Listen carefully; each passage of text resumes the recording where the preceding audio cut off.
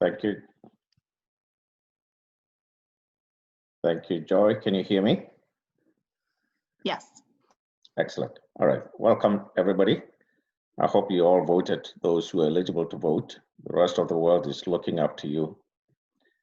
All right. Now, you may have seen this article last year. This was January of last year, with a proposal signed by more than 800 individuals to retire the poor statistical significance. And I'll come back to this article as we go forward. So what I plan to share with you today is the connection between statistical thinking and evidence-based practice.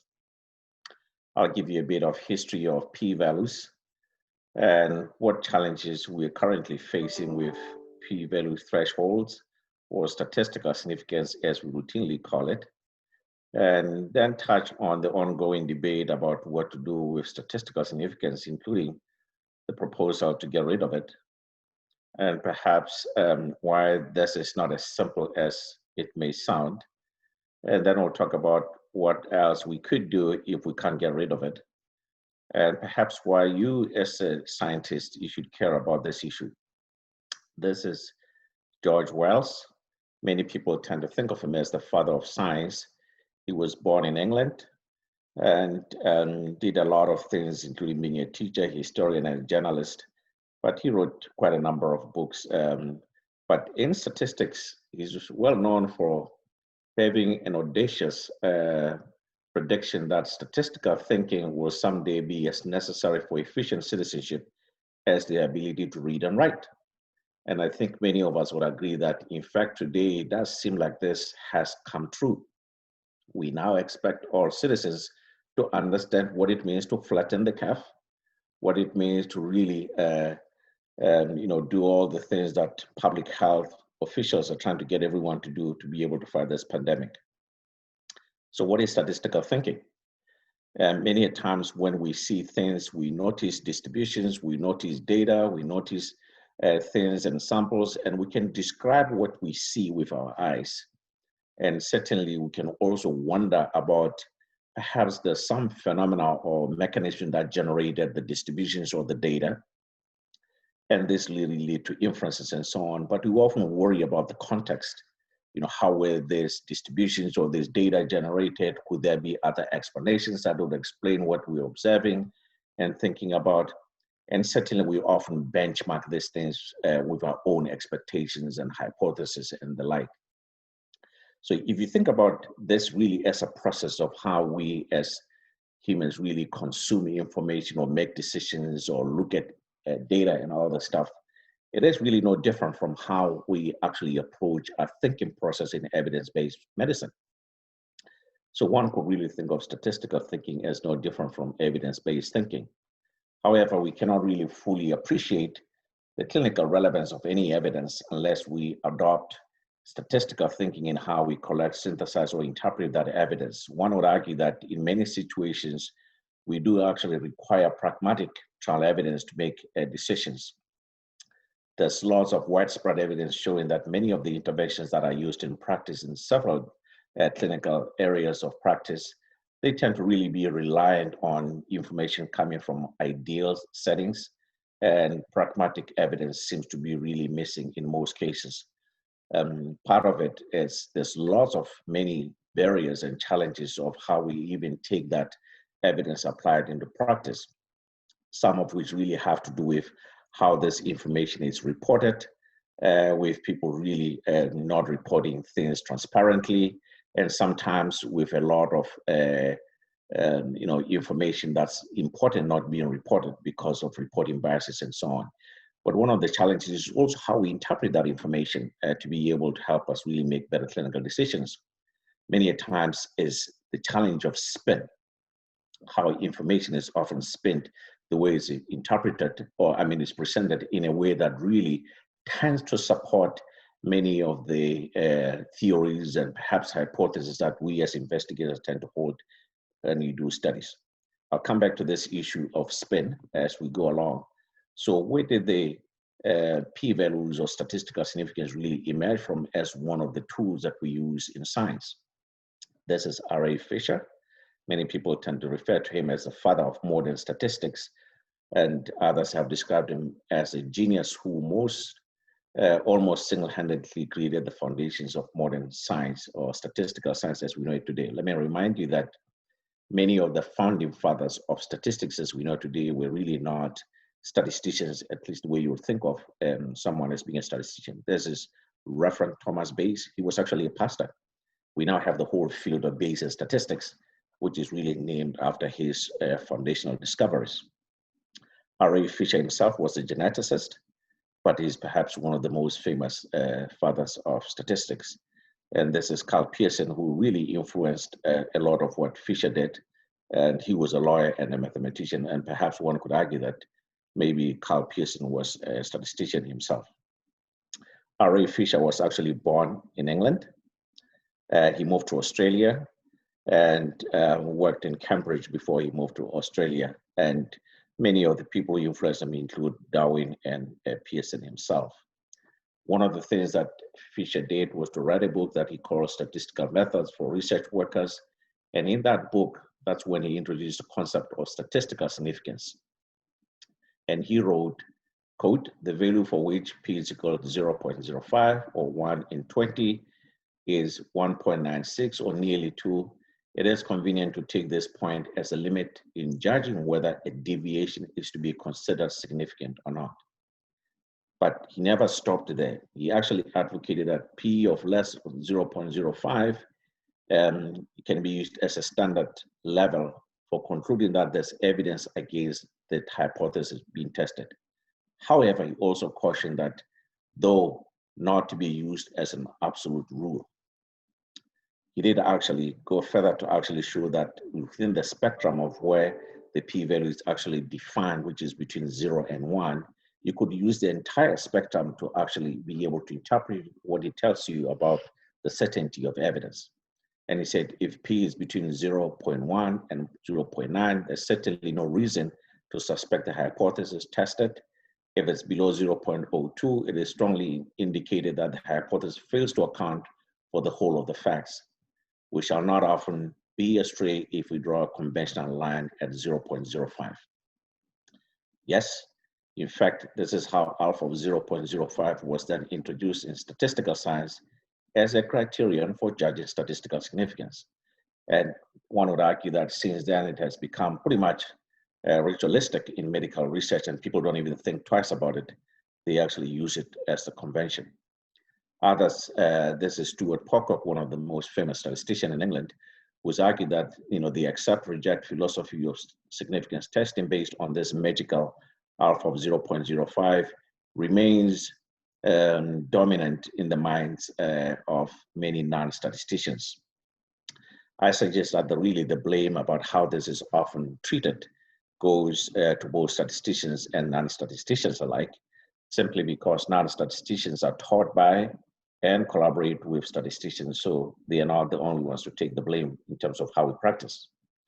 So what are the practical challenges with statistical significance or placing some threshold on a p-value? One, there's overwhelming evidence to show that many of published reports actually do report p-values less than this threshold. And many of these claims really are indicative of false positive findings. And this is John Ioannidis, who's written a lot about this, and including really trying to demonstrate to people that you could actually show how many of these things are really false positive results. They don't really hold water in that they're not reproducible. The other thing is lack of statistical significance is often interpreted as absence of evidence. This is Martin Blunt and Doug Altman. They've always warned people that absence of evidence is not the same as evidence of absence. And a lot of the time, this is because underpowered studies will often yield results that are not statistically significant. He is a very good example of the Captain trial, which was really intended to assess whether continuing a combination of ACN ARB therapy versus not continuing this would actually lead to more good than harm in people with renal insufficiency. And the result actually showed that, well, you can actually reduce the events 41% relative risk reduction. and the risk difference really is 7.5%, which others would argue this is a clinically important result. But the p-value is very, very small. Actually, is very large, which is 0.16. If you look at it, it's not significant. And the only reason why it is not significant because the small sample size, which leading to fewer events and has limited statistical power to see that. Well, to be honest, an issue of clinically relevant results, which are not statistically significant, becomes an issue if this is common in practice. So the issue is, how common is this issue? This was a study looking at how common it is that you'll find results that are clinically important and yet they don't actually show statistical significance. This was a study in cardiovascular trials. They found 127 of such trials. And of those 127, 92 had results that were not statistically significant, right? And 61% of those results actually had an estimate that covered with a lower confidence interval that included potentially meaningful, clinically meaningful effects. So if you look at 61% prevalence, it is really not a rare phenomenon of finding studies that are not statistically significant, but clinically showing clinically important effects. I think cardiovascular trials is not the only area where this happened. If you look at closely at other areas, this is incredibly common, which is why really this is an issue that needs to be paid attention. So it is really a very common thing in practice. Many reporting guidelines tend to really encourage people to guard against this by really justifying the sample size before people do the study. If you look at the SPIRIT guideline, which is really a checklist for reporting of protocols for trials, it does encourage people to determine the sample size before you do the study, simply to be able to guard against missing a clinically important difference when it exists because you don't have enough power. Even those that ask people to report the results at the end of trials or studies, the concept, trend, and stroke, they also really want to get a good sense of, how much information was determined prior to this to be able to make sure that the information is adequate to do the study. In short, p-values from underpowered trials are difficult to interpret. And in fact, sometimes people tend to refer to those studies that don't show statistical significance as negative studies. But you can't actually call a study negative unless you can actually show that the power was adequate from the beginning. Tom Fleming is one of our colleagues in Washington, Seattle, who actually often reminds people that p-value is only interpretable when you understand the sampling context, including really how it was determined, sample size was determined at the beginning. It can also go the other way. Overpowered studies would often lead to statistically significant results that are not clinically relevant. This is another study that was actually comparing simvastatin plus another medication versus a placebo to see whether they could reduce major cardiovascular events. And it turns out that this result was highly significant and absolute risk reduction of 2.1%. And many people would argue that even though when you look at it in relative terms, it looks like 17% relative risk reduction, a 2.1 on absolute terms in events may not be viewed as clinically relevant, which is why one always has to be careful when you read results of trial. When you express them in relative terms, it may seem like it's impressive, while in fact, you should be looking at it in absolute terms to really have the clinical relevance of it. And this will really not be seen as that important. However, it is highly significant simply because of very, very large sample sizes, which leads to highly powered trial. This is one of my colleagues, Michael Walsh, and some years back, he actually introduced the concept of fragility index of trials. And the reliance on statistical significance really show that many trials, if you judge them based on how fragile they are, they indeed very, very fragile. So think about a trial in which you're comparing two interventions, A and B, and you're assessing them on the proportion of events between the two trials, and it is highly significant using the Fisher's exact. So the fragility index will then say, if I move patients from non-event to event in the treatment of interest, and the number of patients I move to be able to reverse that statistical significance, that number of patients is called the fragility index. The more patients it takes to reverse that, the less fragile the trial is. If it takes a fewer number of patients to reverse statistical significance, we say the trial is very fragile. So many reviews show that the fragility index of trials in different areas is very scary. There's were trials in anesthesiology trials. There was orthopedic trials, surgery, spine surgery, emergency medicine. There's a stroke. This was also in stroke. This was ophthalmology. All show that the trials are very, very fragile. And so I think we now have to be aware that, in fact, one of my summer students actually showed that the average fragility index across all clinical areas where this has been looked at is actually 4. It takes 4 patients to reverse statistical significance. The other thing is p-values are routinely misinterpreted. No matter how much those who actually train scientists try to teach them the best way to interpret them, they often find lots of statements that are misinterpretation of p-values as indicating no effect. The effectiveness of one intervention did not differ from that of another one, or there's no difference. So the literature is really full of misinterpretation of p-values, and part of it because of the non-intuitive nature of p-values in terms of how they're interpreted. Reliance on statistical significance also promotes unethical practices in the way people conduct science through what we call p-hacking. There's widespread evidence actually showing that p-hacking is widespread in many clinical disciplines, including medical and health sciences. So what is p-hacking? You can collect or select data or perform statistical analysis until a result that is not significant becomes significant. There are various ways you could actually do this. You could collect more data until you get significance. You could collect and analyze lots of data, but only report those that are significant. Or you could select variables until you get significance. You could exclude patients until you get significance. If none of this really work, get someone to transform the data for you until you get significance. The unfortunate reality of this is that it actually makes scientific replication incredibly difficult. And we all know that science is based on replication. We do something in one patient, we replicate it in several patients, that creates one study.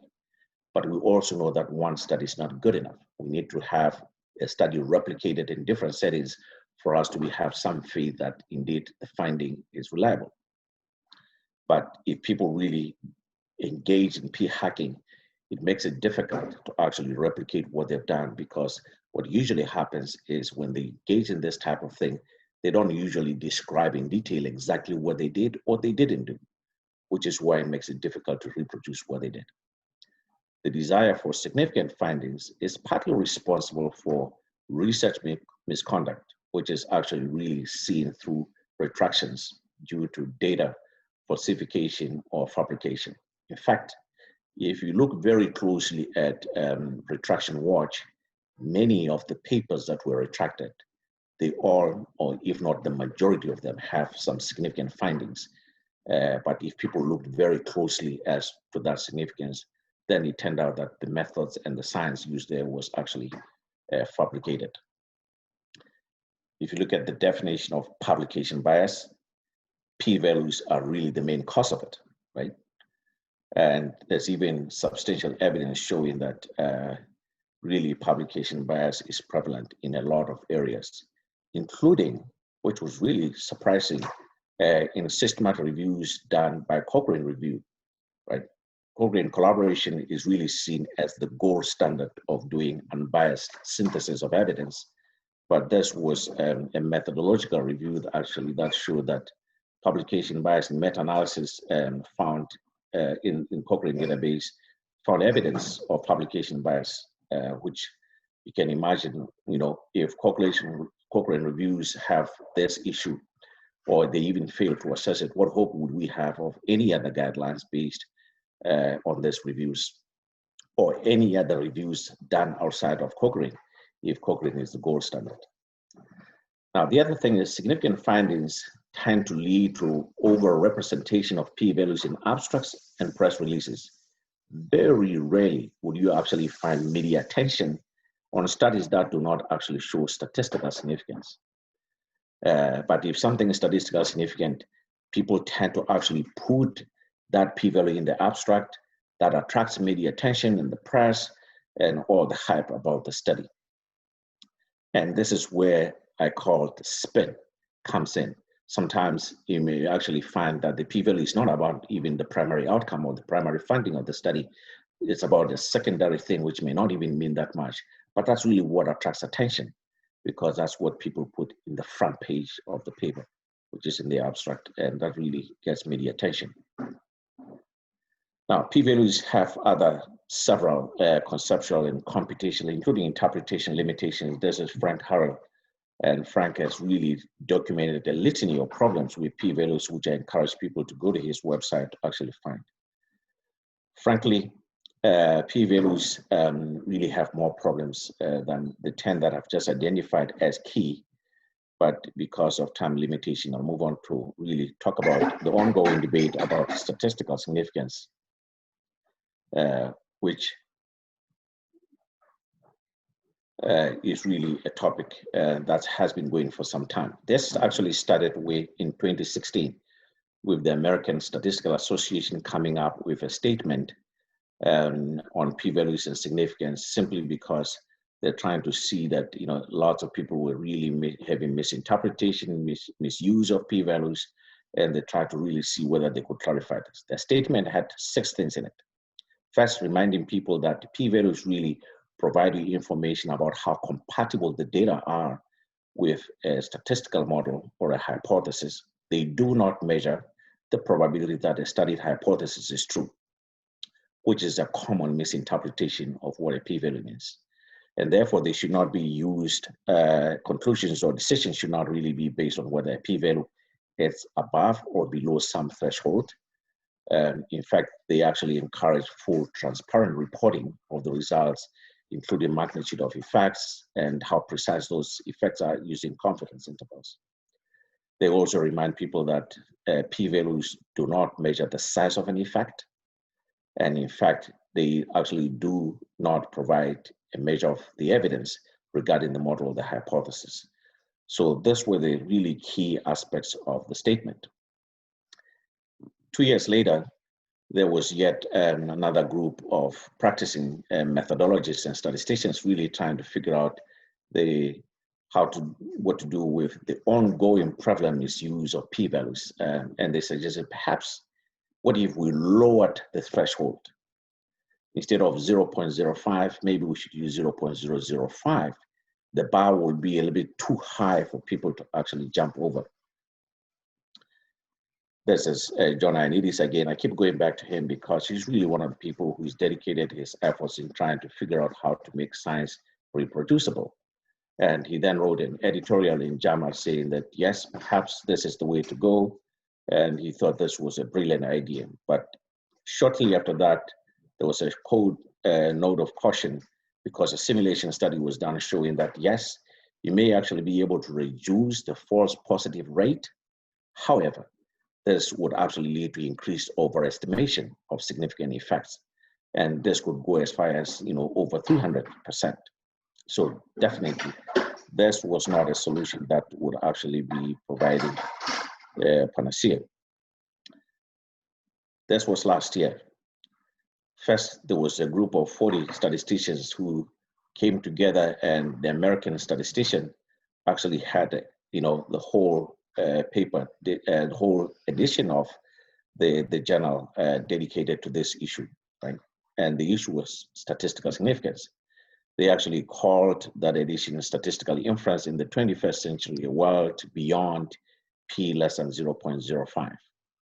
And within the edition, the editors of this edition actually even specifically cautioned that people should stop saying something is statistically significant. And I've given this talk a few times, and every time I ask people, would anyone raise their hand if they are willing to never write the phrase something is statistically significant. I've never seen anybody raise their hand, and it doesn't surprise me. Within about the same time, there was this publication that now had more people who signed on to it. And what surprised me was that some of the people who really signed on to this are people who still continue to be using statistical significance, which tells you how difficult this issue is, right? This generated a lot of debate with editorial in different forums and so on. And some people thought it was a good idea to retire statistical significance. Others said, no, this is not a good idea. And this really created a lot of debate. And unfortunately, the debate continues. Others really pushed back and say, hang on a minute. If you retire statistical significance, you actually give him bias a free pass. Why? Because typically, if something is reported to be statistically significant, then people pay attention to that. They scrutinize the methods and the science, and that's when we're able to pick up some of the things that were not done well. A good example was a study that was about hydroxychloroquine, saying that it was a bad drug, and it was published in the Lancet, and people actually scrutinized the methods and realized that, wow, there was a lot more behind the study, and it ended up actually being retracted. And then, of course, others say, definitely in defense of p-values, this is not really so much a problem of p-values themselves, it's a problem of human behavior, of scientists really having the propensity to believe their own theories and hypotheses and so on, and often trying to present things in a way that put those theories and hypotheses in favorable light. And of course, this behavior is often fueled by academic institutions that have conflict of interest because they want their scientists and their institutions to have the glory. And of course, the journals themselves who are also fighting for citations and impact factor and so on. And of course, the media. Right? So it is quite really unlikely that change will come anytime soon because there's really even empirical evidence showing that banning p-values doesn't necessarily lead to better science. People will find something else to abuse in that case. But as I was thinking that nothing is really going to change, there was an article showing that New England Journal of Medicine had actually responded to all this debate, in particular to what the American Statistical Association statement had suggested, and the subsequent issue that was covered in the American Statistician. And I said, okay, let me look at closely what the changes are in their guidelines. And the only thing substantive that I could find was that they were saying people should replace p-values with both point and confidence intervals if the protocol nor the data analysis plan included adjustment for multiple testing. That didn't seem like much change to me. So it seemed quite superficial.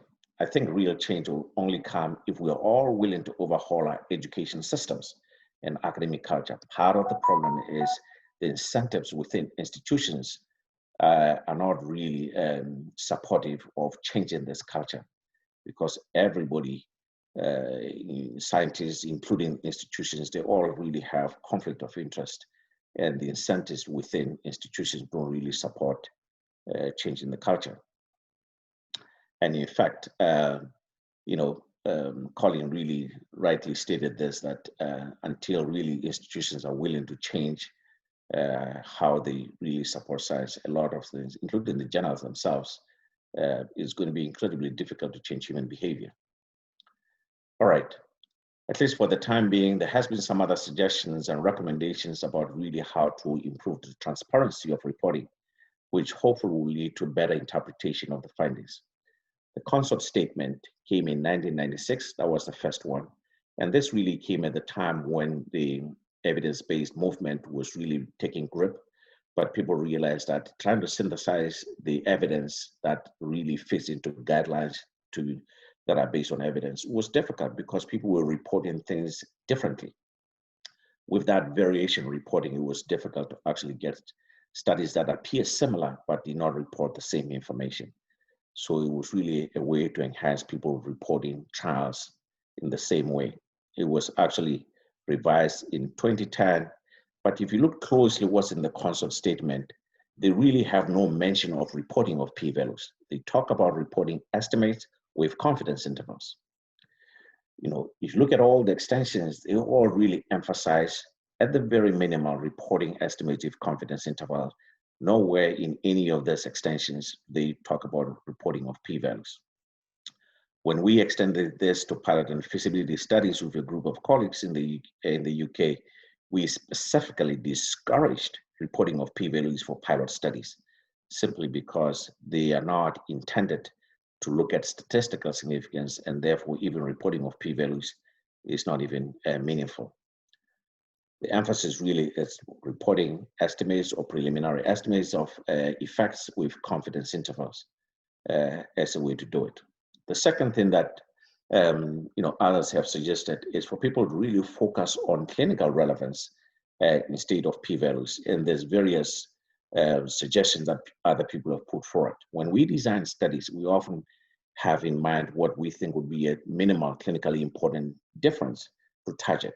So you finish the study, you then have an estimate with a confidence interval. And the best way to then think about then how to interpret that information is say, all right, where does the minimum clinically important difference lie relative to what I found in the study based on the confidence interval? And depending on where it lies, you could have now definite, probable, possible, definitely not clinical importance based on that judgment. And this is actually helpful because it now goes back to looking at how the study was designed and interpreting it relative to how it was designed. Others have encouraged really abandoning p-values altogether or use of thresholds. And if you look at the recommendations that John put forward in his editorial, they include lowering p-value thresholds, which I've already mentioned that is not going to really solve the issue, or abandon p-value thresholds. In other words, report p-values without actually worrying whether it's below or above some threshold, or abandon p-values altogether, or including really relying on other modes of inference, such as Bayesian inference. If none of these things really work, is encouraging actually taking everybody back to training. See whether we could actually train people differently about how to actually approach science and interpret evidence. Others have really encouraged, perhaps instead of actually focusing on clinical importance or clinical significance, why not on other dimensions that are much perhaps easier to understand, perhaps relevant, like patient importance. The issue of clinical significance has always been a difficult concept for many people because it could vary from individual to individual, but so is patient importance, which could vary from patient to patient. But it has been introduced by others as perhaps one to focus on, or personal significance, which is also another dimension. Or Picori had come up with what they call patient-centeredness, which is another way of looking at it. Here in Canada, we actually had what we call patient orientation. It's also another dimension of trying to get really at what's important to patients. Peter had another one that he called humanly important. And if you want to read more about it, I encourage you to look into the treatment of early breast cancer, where it's covered in more detail. My final thoughts is really statistical thinking is really closely connected to evidence-based thinking. And we really don't need statistical significance to think statistically, right? However, one would argue that we need clinical relevance to be evidence-based, which is why these things are really connected.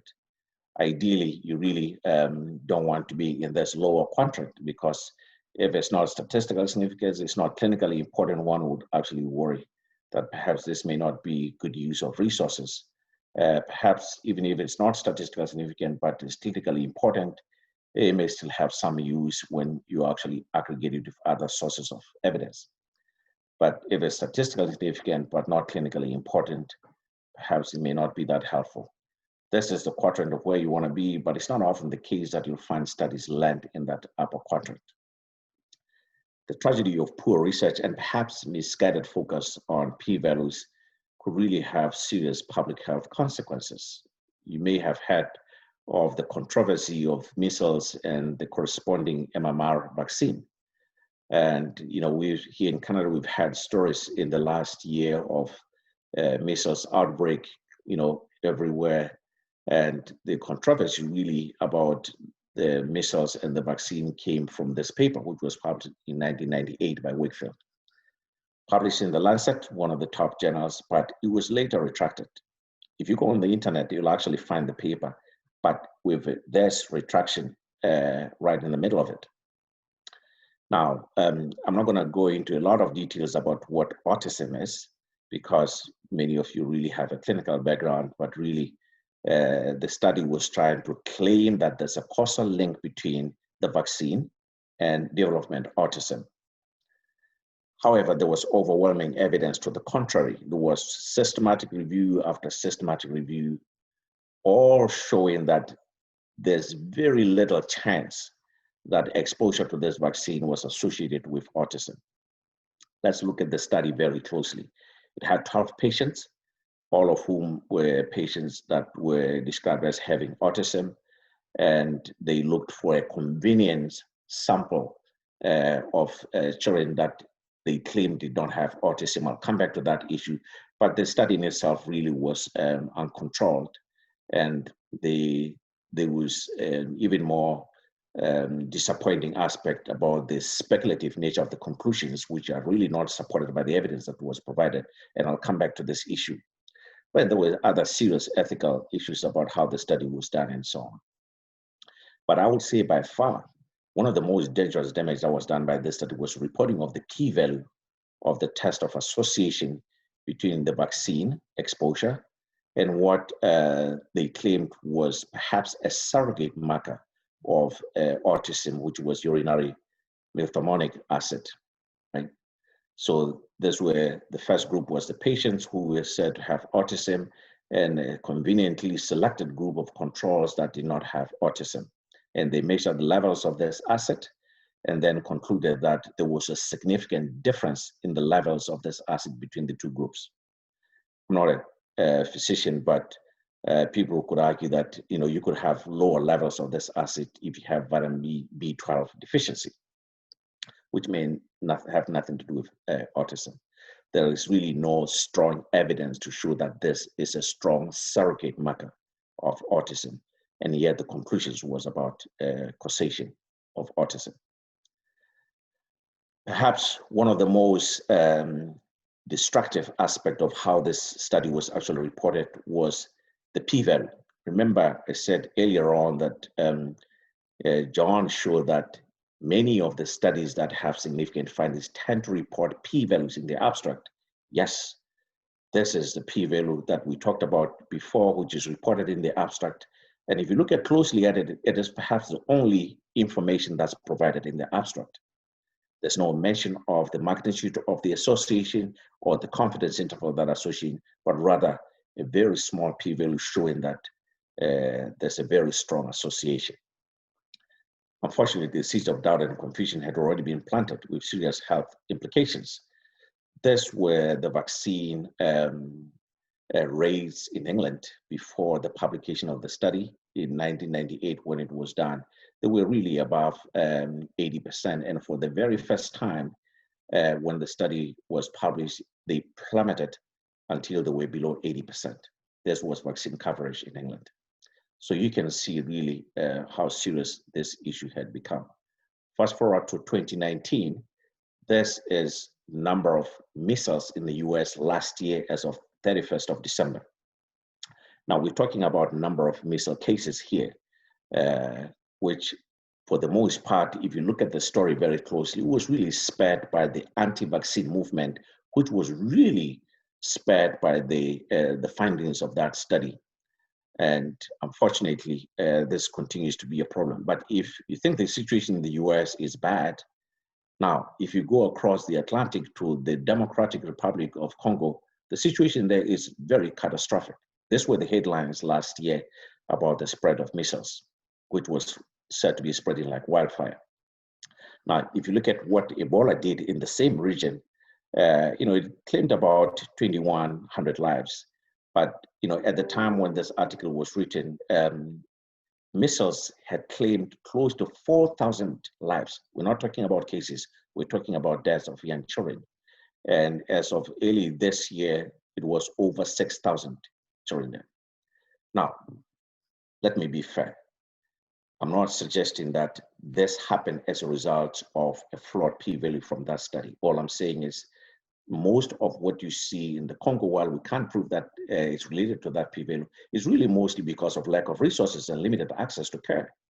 And quite often, you know, countries like those rely on developed countries like US and Canada, you know, providing them with the resources to be able to provide care. But, you know, if US is busy trying to find misinformation about missiles and all that stuff, those resources are really being misdirected. They could actually be used to help countries like the Democratic Republic of Congo, right?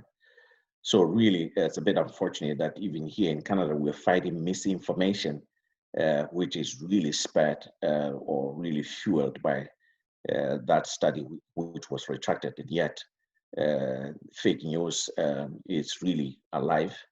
At the time the study was published, nobody ever thought actually that, you know, the message of that study will continue the way it is continuing today because of fake news and misinformation.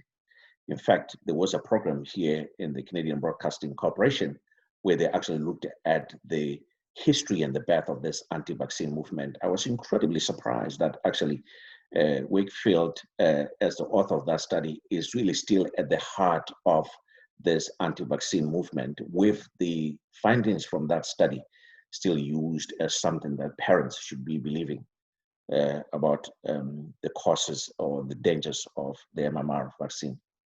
To be honest, statistical significance may have had its role, but given how it's currently being used, perhaps we could focus on other things instead of putting so much emphasis on it, clinical relevance, or whatever dimension one could actually think about using.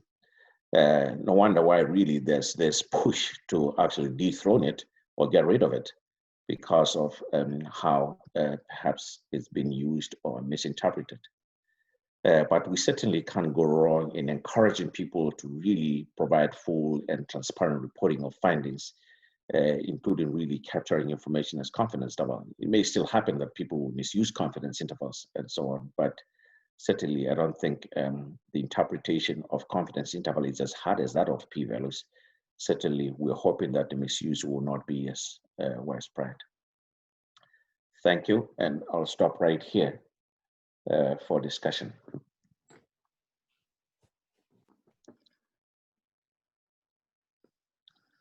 Thank you. That was a great talk. I just wanted to encourage people to type in their questions or comments in the chat in the Q&A.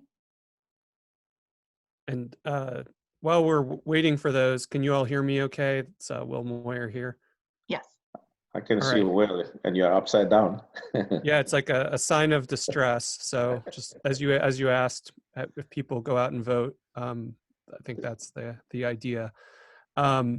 Yeah, no, my Zoom just did that. I didn't intentionally put myself upside down, but I just went with it. That's okay. Thank you so much for this presentation, and you're right. We could spend we could have a year-long seminar probably on the topic. One, I have two questions, and while we wait to see if there's others from the audience, I will just go forward with my first one. They are a little related. The first question is, as clinical trials now move to have interim analyses and often think of the ethics of continuing versus declaring efficacy or futility at earlier points, it seems that the fragility may go up because inherently of the design and the need to get an answer out. How do you reconcile that sort of tension between a trial that has a sort of good enough sample size to make a conclusion over some threshold versus trials that maybe could go on longer and tighten confidence intervals, but sort of deprive the people outside of the trial of the knowledge of the new treatment or treatment paradigm?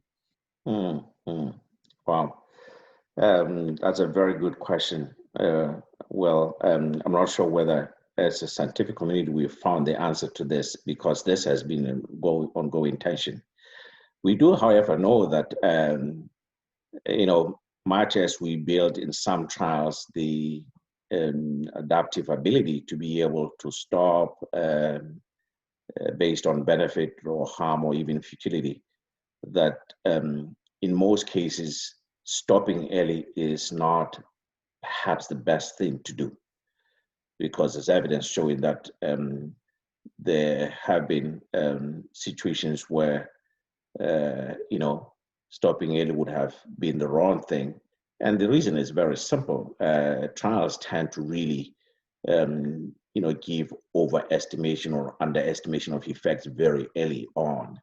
But as you continue to get more information, things tend to settle to really where the truth is, which in many cases tend to be very different from the trends that people were seeing earlier on.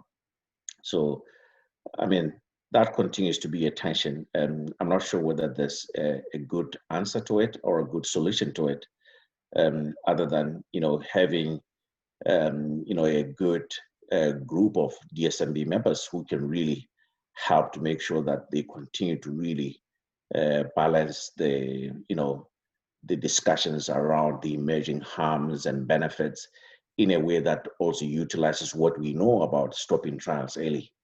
I mean, the issue becoming even more important now with everybody wanting to get vaccines early because of the deadliness of this virus.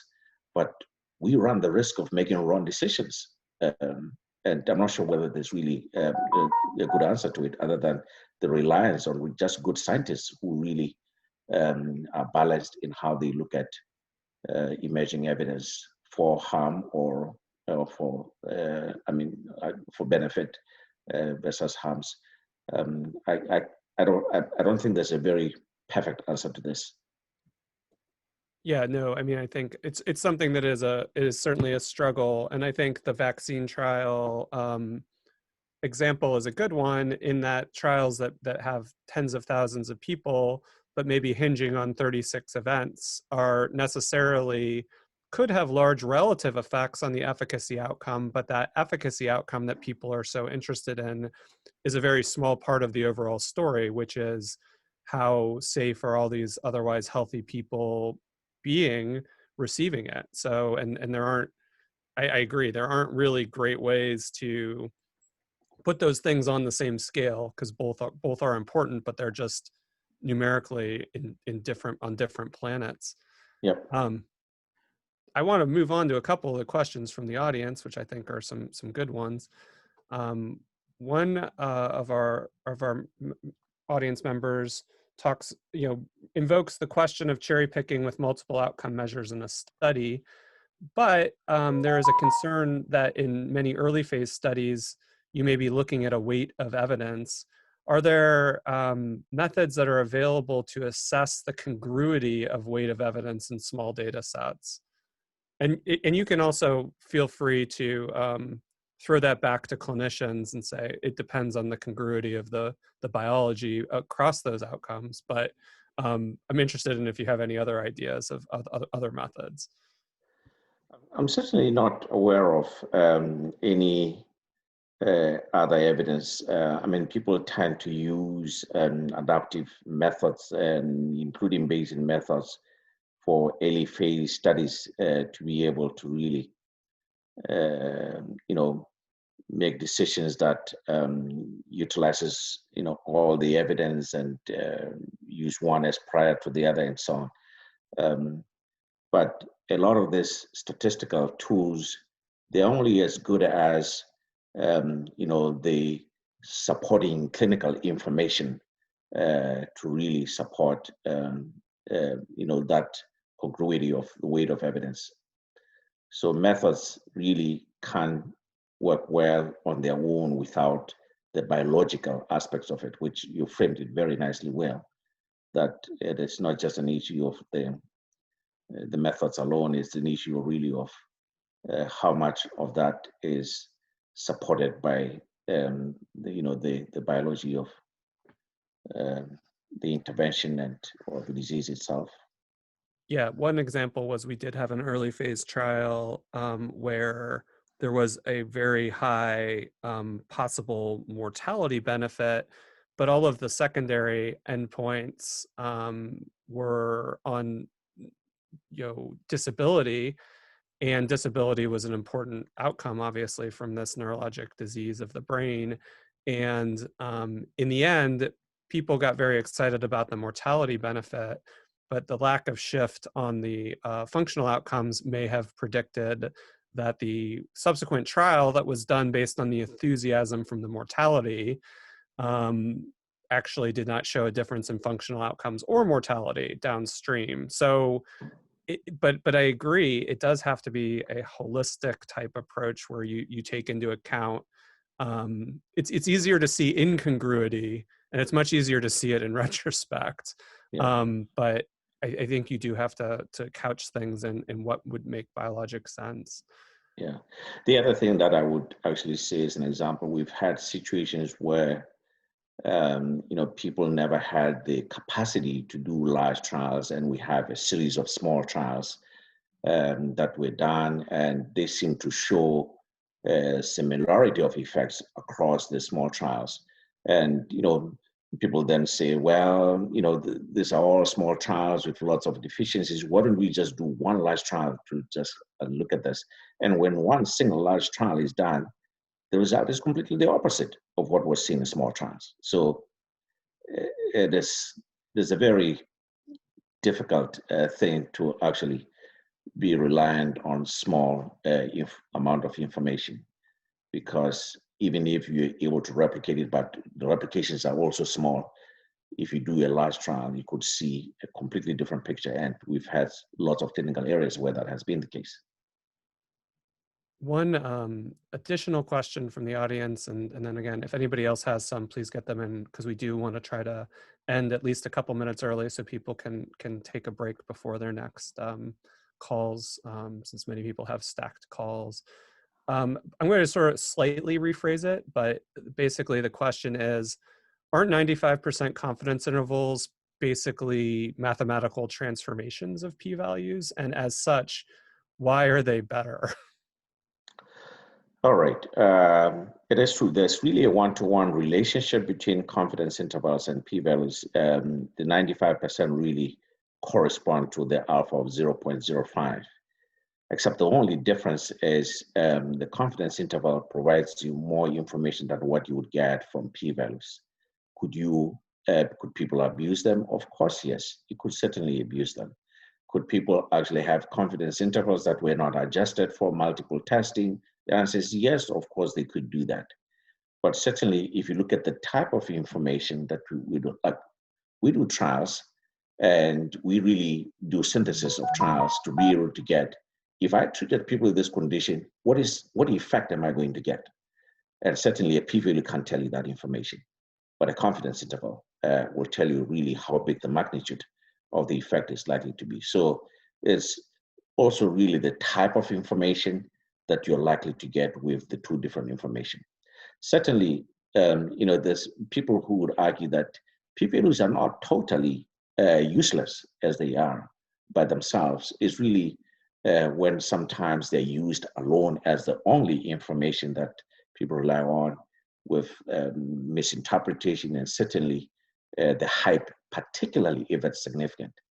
And I've showed you that you could have a p-value that be significant and have something that is still completely not helpful. And certainly you could have something that's highly significant, but the science is completely flawed. Could you have the same thing with confidence interval? Of course, right?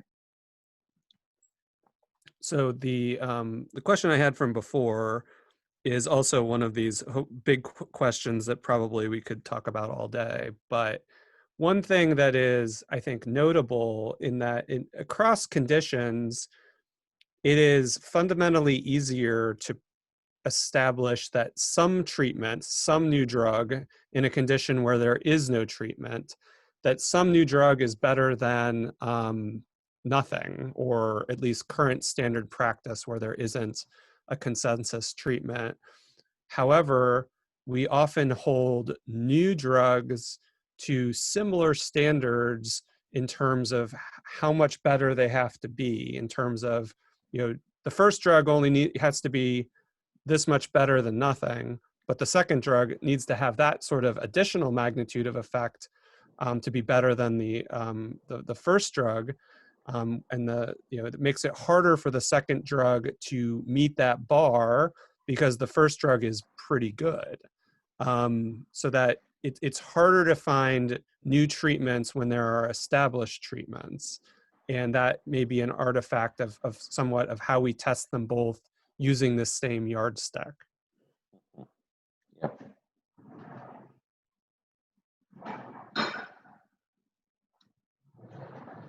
All right, I don't see any other questions in the question and answer chat box, but I'm sure people will have questions to raise after they've had time to reflect on the issues. The presentation will be made available. Joy will try to provide it to you guys as before, and I certainly welcome any questions or comments that people would have. Anytime, Joy can share my email address if it's not on the presentation.